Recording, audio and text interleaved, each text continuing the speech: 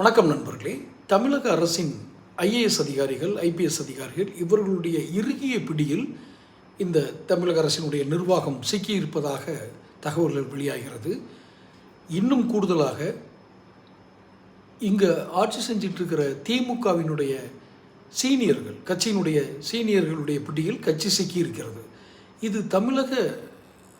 தமிழகத்தின் எதிர்காலத்திற்கும் அரசியல் ஜனநாயகத்திற்கும் மிகப்பெரிய ஆபத்தாக பார்க்கப்படுகிறது. என்ன பதிவுக்குள்ளே போகிறதுக்கு முன்னாடி சேனல் சப்ஸ்கிரைப் பண்ணாதவங்க சப்ஸ்கிரைப் பண்ணிக்கோங்க, நோட்டிஃபிகேஷன் பெல் பதிவு பண்ணிக்கோங்க. அதிகாரிகளுடைய பிடியில் எப்படி ஒரு அரசு நிர்வாகம் சிக்கி தவிக்கும் என்றால், எந்த ஒரு விழிப்புணர்வும் இல்லாத முதல்வர் இருந்தால் இது நடக்கும். அந்த முதல்வருக்கு வேறு எந்த விழிப்புணர்வும் இல்லை. விழிப்புணர்வுன்னு நான் சொல்கிறது, அவருக்கு பையனை எப்படியாவது கட்சி தலைமை கொண்டு வரணும், அடுத்த முதல்வர் ஆக்கிடணும். இதை தவிர வேறு எதுவும் கொள்கைகளோ இல்லை வேறு எதுவும் அவருக்கு திட்டங்கள் இருப்பதாக தெரியல. அதனால் என்ன பண்ணுறாரு, அதிகாரிகள் சொல்கிறத கேட்டுக்கிறாரு. சார் அப்படி கேட்குறதுனால அவங்க தவறாக வழி நடத்துகிறாங்களா? ஆமாம். பிரிகேடுங்கிற ஒரு பெஸ்ட் எக்ஸாம்பிள் சொல்கிறேன். பிரிகேடுங்கிற ஒரு ரியல் எஸ்டேட் நிறுவனத்திற்கு ராம்சார் நிலங்கள் என்று வகைப்படுத்தக்கூடிய சதுப்பு நில பகுதிகள் இதுகளை கொண்டு போய் அந்த ரியல் எஸ்டேட் நிறுவனத்துக்கு கிளாசிஃபிகேஷன் பண்ணி விற்று தங்கம் தென்னரசு, பொன்முடி, இன்னும் சில அமைச்சர்கள் எல்லாம் அப்போது அந்த அனுமதி கொடுக்கும்போது யார் யார் அமைச்சர்களாக இருந்தாலும் இவருக்கு அவ்வளோ பேர்லேயும் குற்றச்சாட்டு. இதெல்லாம் யார் தவறாக வழி நடத்துனது?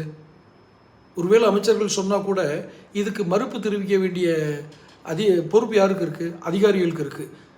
ஒரு நீர்நிலை பகுதிகளை கொண்டு போய் ரியல் எஸ்டேட் கட்டணும், அப்பார்ட்மெண்ட் கட்டணும் முடி கொடுத்தா அதை ரத்து பண்ணுங்கன்னு சொன்னால் கூட அதுக்கு கேட்குறதுக்கு ஆள் இல்லை. மக்கள் போராட்டம் இடிக்குன்னு சொன்னதாக தகவல்கள். தினமும் இந்த அதிகாரிகளுடைய இறுகிய பிட்டியில் எப்படி தமிழக அரசு இருக்கிறது என்பதை ரொம்ப வெளிப்படையாக சேனல்கள் சொல்லிட்டு தான் இருக்குது. நான் அந்த சேனலோட பேர் சொல்ல விரும்பலை, யூடியூப்பில் வருது, எல்லா சேனலும் சொல்லிட்டு தான் இருக்குது.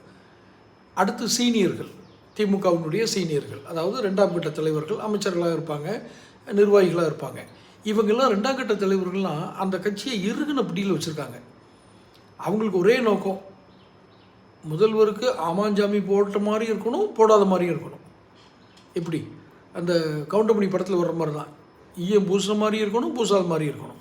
இந்த மாதிரி அவர் உதயநிதியை தலைமை கொண்டு வர்றதுக்கு ஆமான்னு சொல்கிற மாதிரி இருக்கணும், ஆனால் தடுத்து விட்டுறணும். இப்படி ஒரு நிலையில் ஒரு தமிழக முதல்வர், தமிழக அரசு, ஒரு அரசாங்கம் இருந்தால் எப்படி மக்களுக்கு பலனுள்ள அரசாக இருக்கும்? தொடர்ந்து பேசுவோம். சேனல் சப்ஸ்கிரைப் பண்ணிக்கோங்க.